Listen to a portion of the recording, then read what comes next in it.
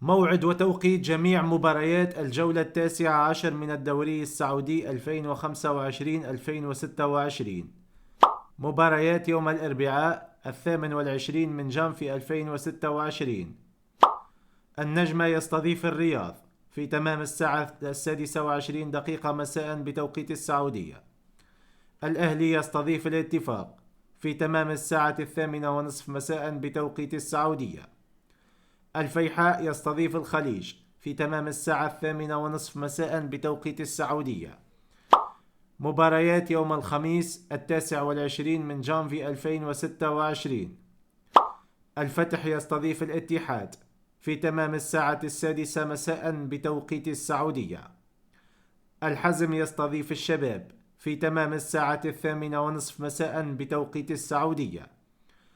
القادسية يستضيف الهلال في تمام الساعة 8:30 مساء بتوقيت السعودية.